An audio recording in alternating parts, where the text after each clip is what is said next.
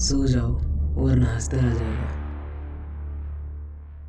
पूर्ति की देवी अंतहीन सोने और अनाज का प्रतीक है और ये पृथ्वी देवी की कोख है। जब ब्रह्मांड की शुरुआत हुई तो देवी ने इसी कोख से 16 करोड़ देवी देवताओं को जन्म दिया, पर देवी को सबसे ज़्यादा प्रेम था अपनी पहली संतान हस्तर से। पर हस्तर देवी का सारा सोना और अनाज पाना चाहता था और उसने देवी का सारा सोना तो मनमाने उठा लिया। पर जैसे ही वो अनाज की ओर बढ़ा, बाकी देवताओं ने कहा, चल भोसड़ी के मेरा मतलब है उस पर प्रहार करने लगे। देवताओं के हर प्रहार से वो तिनकों में बिखरता गया और उसके पहले वो ब्रह्मांड की धूल में हमेशा के लिए मिल जाता। देवी ने उसे बचा लिया, पर एक शर्त पर, उसे कोई नहीं पूजेगा और उसका नाम हमेशा के लिए भुला दिया जाएगा। इसीलिए किसी भी धर्म ग्रंथ में उसका नाम नहीं मिलेगा। कई युग बीत गए और महाराज गांव के तुम्बाड़ में हस्तर के खजाने को पाने के लिए इंसानों ने हस्तर का मंदिर बना दिया। तब से देवी देवताओं का कहर तुम्बाड़ पर बारिश बन के बरस रहा है। हेलो दोस्तों, और मैं आपका स्वागत करता हूं एनी रिव्यू चैनल में।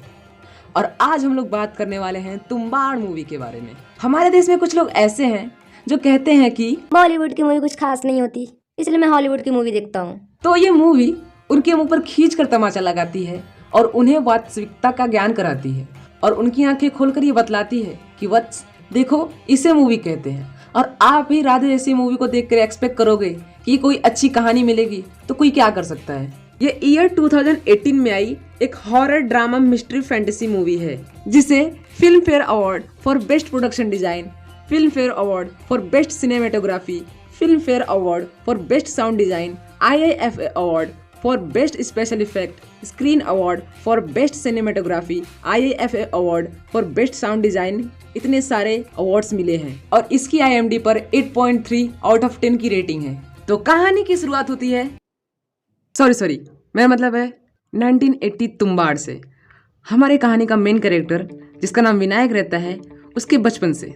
जिन लोगों ने हस्तर की मूर्ति बनवाई थी वे विनायक के पूर्वज ही थे। तो विनायक के पिता तुम्बाड़ में स्थित किले में रहते हैं, जिसके अंदर हस्तर की मूर्ति है। विनायक अपने एक भाई, माँ और दादी के साथ रहता है।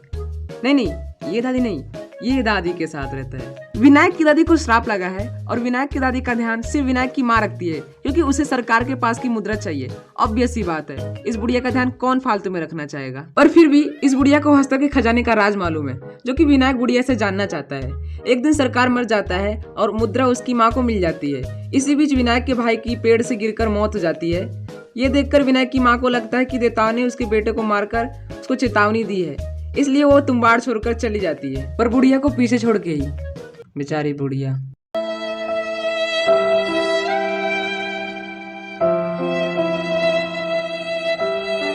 पर विनायक को रहती है खजाना पाने की लालच। तो 15 साल बाद विनायक फिर तुम्बाड़ में आता है और अपने पुराने घर में जाता है और देखता है बुढ़िया अभी भी जिंदा है। अभी हम जिंदा हैं।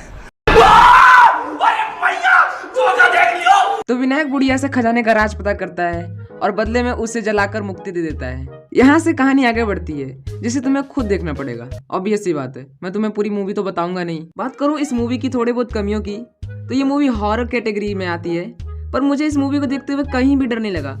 तो उसे हॉरर कैटेगरी में डाला ही क्यों?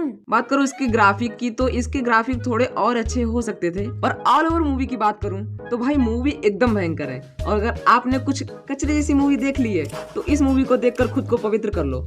और वीडियो छोड़कर जाने से पहले वीडियो पसंद आया तो लाइक कर दो यार, अगर आप लाइक नहीं करते तो बुरा लगता है भाई, आप लोग भी जानते हो। और प्लीज सब्सक्राइब भी कर दो यार।